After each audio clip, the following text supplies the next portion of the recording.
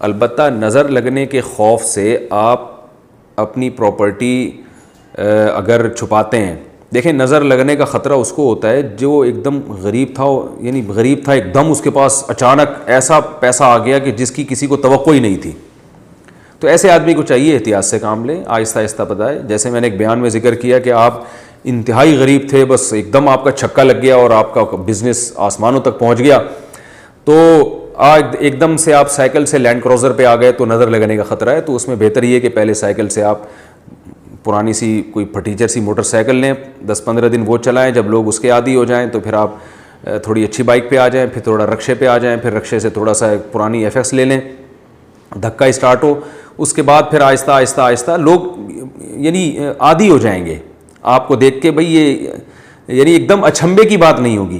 تو پھر ہوتے ہوتے ہوتے ہوتے ہوتے آپ کرولا پہ آئیں، پھر لینڈ کروزر پہ آئیں، پھر اس کے بعد آپ کا اپنا جہاز ہو، آپ خود پائلٹ بن کے اس جہاز کو اڑائیں، تو انشاءاللہ نظر نہیں لگے گی. یہ اتنے سارے جو جہازوں میں پائلٹ اڑ رہے ہیں ان کو تھوڑی نظر لگتی ہے، تو اس لیے کہ ڈائریکٹ سائیکل سے یہ آسمان پہ نہیں پہنچے ہوتے.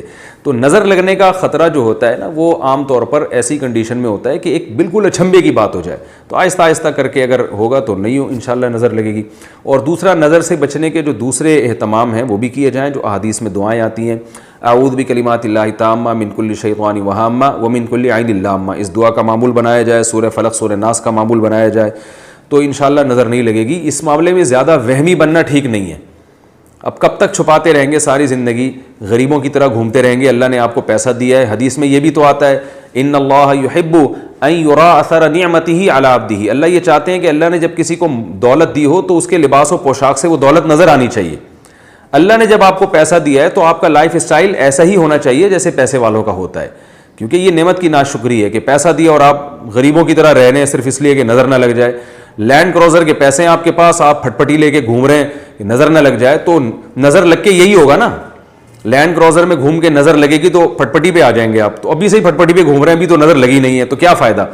تو اس لیے اس میں نارمل رہنا چاہیے. ہاں ایک دم سے اپنی کسی نعمت کو بیان کرنا اور اچھالنا یہ بہرحال غلط ہے، بلکہ اس میں علماء کہتے ہیں اپنی نظر بھی لگنے کا خطرہ ہوتا ہے انسان کو. تو آہستہ آہستہ آہستہ آہستہ نارمل لائف میں آئیں تو انشاءاللہ کچھ بھی نہیں لگے گا آپ کو. میرا ایک عزیز انگلینڈ میں رہتا ہے، اس کا افیئر تھا کسی کرسچن لڑکی سے. تعلقات کے دوران وہ لڑکی حاملہ ہو گئی. اب وہ لڑکی مسلمان ہونے کے لیے تیار ہے، شادی کرنا چاہتی ہے. شریعت میں اس کا کیا حکم ہے؟ کیا حمل ضائع کر دینا چاہیے؟ کیا اس لڑکی سے شادی کر لینی چاہیے؟ کر لینی چاہیے، نہیں کر لینی چاہیے بھائی یہ تو ان کا پرسنل معاملہ ہے، مشورہ دینا تو بہت مشکل ہے میرے لیے. جائز ہے شادی کرنا، باقی یہ کہ حمل ٹھہر گئے تو ولد الزنا ہے. 4 مہینے ہو گئے ہیں حمل کو تو پھر حمل نہیں گرا سکتے. انسان ہے وہ بھی، تو اس کو وہ بچہ پیدا ہوگا اور وہ یہ لڑکا جس کے زنا سے یہ بچہ پیدا ہوا ہے یہ لڑکا اس کا باپ نہیں کہلائے گا. شریعت میں جو ولد الزنا بچہ ہوتا ہے اس کا باپ نہیں ہوتا، وہ ماں ہی کے نسب سے چلتا ہے وہ.